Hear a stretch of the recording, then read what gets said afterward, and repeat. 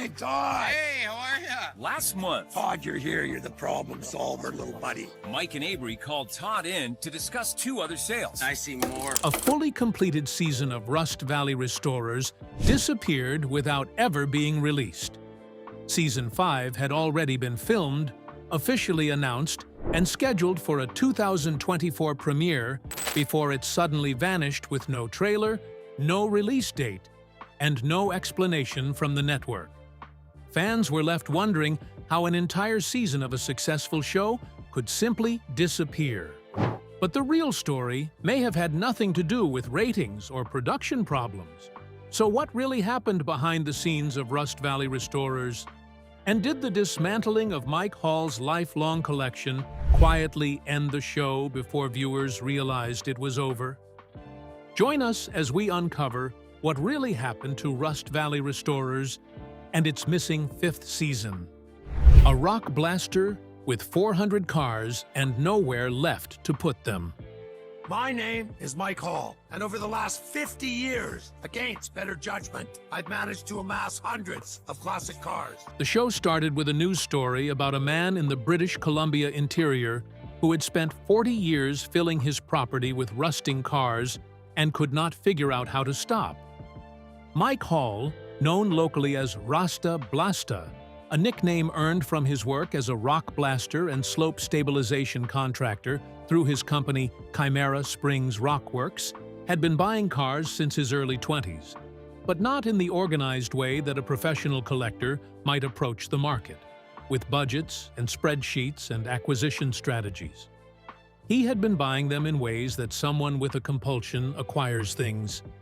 Then one day, he woke to the realization that he had given over the better part of 40 years and multiple properties in the British Columbia interior to a collection of classic cars that now requires more space than any reasonable human being should be managing alone. By 2016, the property in Tappan, British Columbia, a small town outside Salmon Arm in the Thompson-Okanagan region of the province, held over 400 vehicles. Mike tried to sell the entire lot, the 5-acre property and every car on it, listed for just over $1 million. However, the listing just sat there, and nobody called. Instead of reducing the price, he raised the price slightly in 2017, and the story eventually caught the attention of a local journalist. But it didn't stop there. It spread because the image of a man in his 60s with blonde dreadlocks down past his shoulders, surrounded by a field of rusting muscle cars and vintage trucks that stretched as far as the camera could reach, was the kind of image that the internet in 2017 could not leave alone. The story went viral. He started receiving phone calls from prospective buyers around the world. He also received calls from television producers, specifically from Mayhem Entertainment, the production company that had previously worked with him on a brief appearance in the Discovery Canada series Highway Through Hell, in which Hall's personality had made enough of an impression that producers remembered his name when they needed someone to anchor a new project. The pitch they brought him was simple.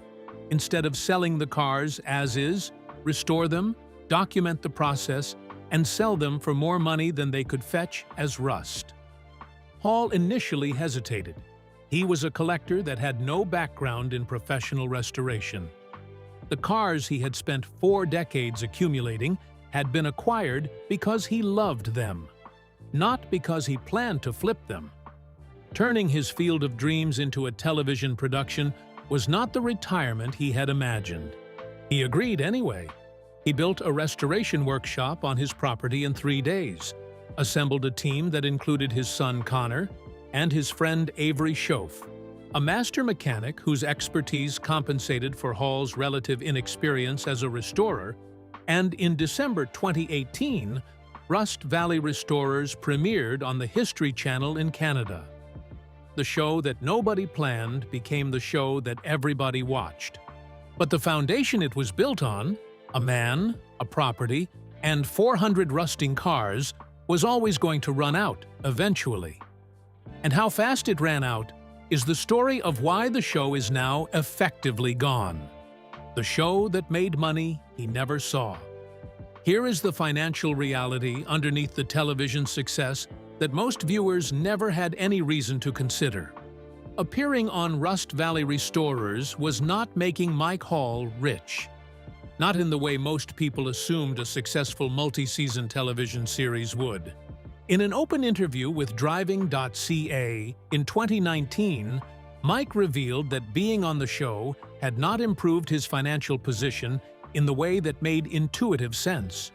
On only 2 cars had he broken even. On the rest, he had covered most of the costs himself, meaning that the gap between what a car cost to restore and what the show's production funding contributed to that restoration was a gap Hall's own money was filling. The cars that he sold on the show generated revenue, but that revenue was competing against the accumulated cost of doing the restorations properly, paying for parts, managing the property, and running the business that the show was nominally documenting. Other cast members confirmed similar experiences. Cassidy McKeown and Sarah Ward both said in separate interviews that their income from the show was very low, particularly when compared to what American television might offer in an equivalent role. The show was a Canadian production distributed internationally through Netflix and later Motor Trend Plus, which meant the production budget was operating at Canadian industry scales rather than the American network budgets that viewers familiar with Discovery or A&E productions might assume were standard. Mike was also making a specific kind of financial mistake that the show occasionally acknowledged without fully examining. He was emotionally attached to his cars in ways that consistently undermined his own best interests as a businessman. His accountant delivered the news that he was losing money on restoration after restoration, not because the work was bad, but because Hall was pricing the finished cars based on what they deserved to be worth, rather than what the market would actually bear, and then declining to renegotiate when buyers pushed back. He was a collector pretending to be a businessman, and the finances reflected the pretending more than the television cameras did. This financial instability was not fatal to the show on its own. Shows have survived financial complications far more dramatic than an automotive restorer not quite cracking the economics of his own business. What made it significant was what it meant for Mike's relationship with the property, the literal physical location that the show was named after, built around, and entirely dependent on. The property that had to go.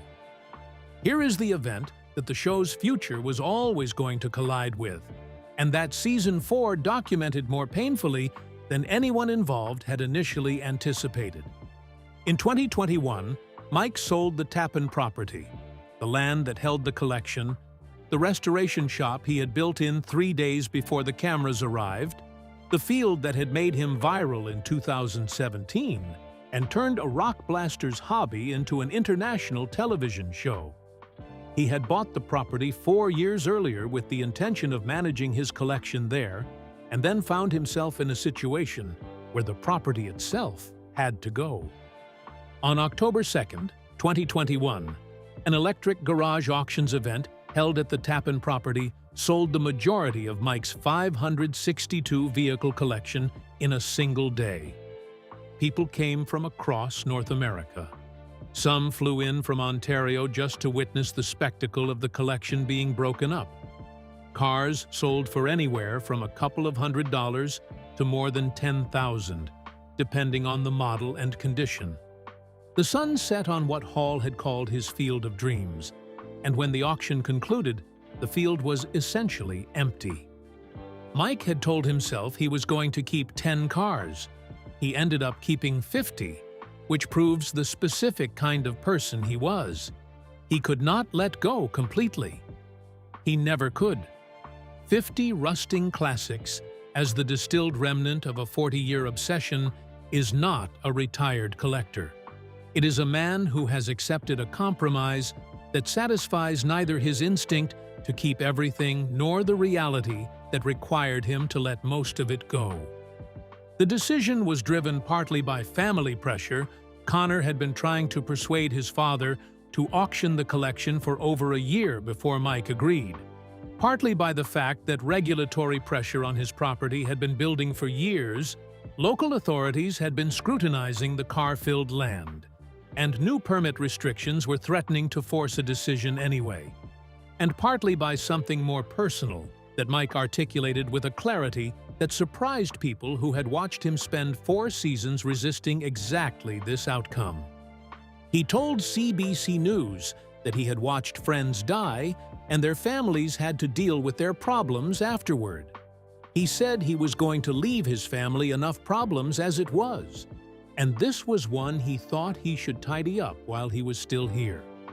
A man in his 60s, looking at 562 cars on a property he no longer owned, decided that the right thing to do was clear the field rather than leave it as a problem for the people who loved him.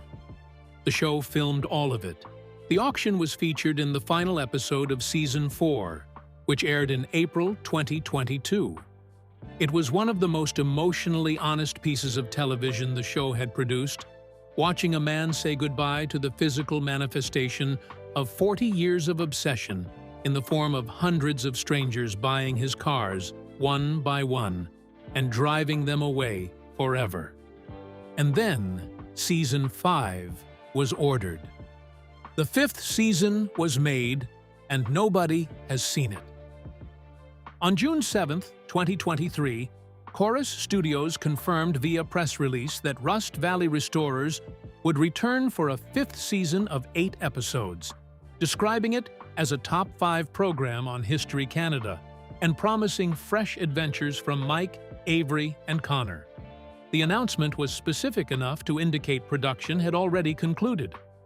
Connor Hall himself posted on social media around the same period with a photograph alongside his father, hinting that production for Season 5 was complete.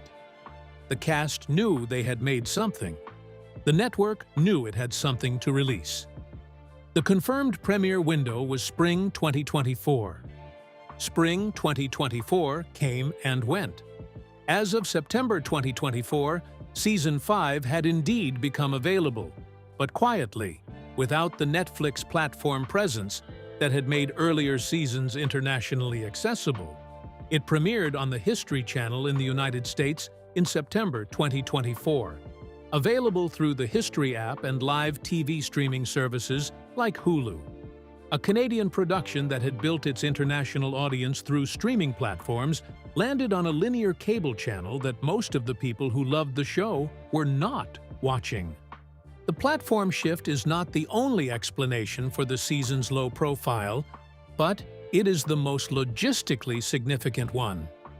The first 2 seasons had been distributed by Netflix in the United States. Seasons 3 and 4 had moved to Motor Trend Plus. Each transition had moved the show to a smaller audience and a less prominent platform. By the time Season 5 arrived on the History Channel without a streaming announcement, the audience that had discovered the show on Netflix had no obvious way of knowing new episodes existed. The show that had gone viral in 2018 was essentially invisible in its 5th year. But the question is, what made it go viral in the first place? And what made the show work? And what the auction changed? The reason fans are still asking where Season 5 is not complicated.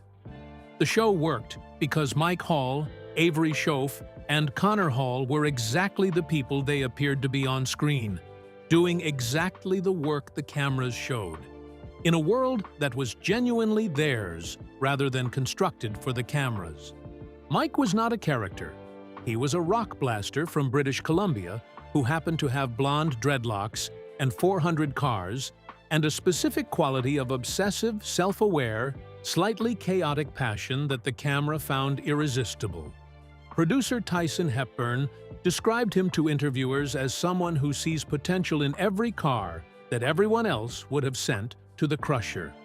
Someone for whom the act of restoration was not a business calculation, but a moral position. Avery Schoaf was the voice of reason, the mechanic who knew what was actually possible in the time and money available, and spent most of his screen time managing the gap between what Hall wanted to do and what the laws of physics and economics permitted. His patience with Mike's enthusiasms was the patience of someone who had known Mike long enough to understand that the enthusiasms were part of the deal, and that trying to extinguish them would destroy the very thing that made the shop worth being part of. The show never tried to manufacture drama that wasn't there. The drama of Avery's neighbor complaining about his car-filled property, of forest fires threatening the collection, of regulatory bodies questioning whether a junkyard of this scale was permissible on residential land, of a father and son navigating the specific complicated warmth of working together every day, was real enough without embellishment. The cameras showed up and pointed at something genuine. The audience responded to the genuineness. But the genuine thing the show was built on, that specific property, the collection, that specific field of dreams, was dispersed at auction in October 2021. What remained after the auction was Mike Hall, his son Connor, Avery Schoaf, 50 cars instead of 500, and the question of whether a show about a man's relationship with his collection could survive the collection being mostly gone. Season 4 answered that question partly by making the auction itself the emotional climax. Mike told local media before the auction that he was keeping 50 cars despite his original plan of keeping only 10, which was the show, right there, in a sentence. The man who could not stop collecting was being forced to stop collecting and could not quite bring himself to stop completely. Season 5, by all indications, documented what came next: the rebuild, the relocated shop, the smaller collection, the question of who Mike Hall is as a television subject when the field of dreams is behind him. So, where is the cast now? What the silence means. Mike Hall, at 67 years old, is still in the British Columbia interior. He continues to run a car restoration operation, scaled back significantly from the peak of the Tappan property years, but ongoing. He attends local car shows. He mentors people interested in automotive restoration. He is still the man with blonde dreadlocks who sees potential in cars that everyone else would send to the crusher. There are just fewer of them now, on a smaller property, without a camera crew to document what happens next. Connor Hall has remained involved in the family business, working alongside his father on restorations, managing the operational side of things that Mike's more romantic relationship with the cars tends to overlook. The Season 4 episode in which Connor got married was one of the most warmly received of the series.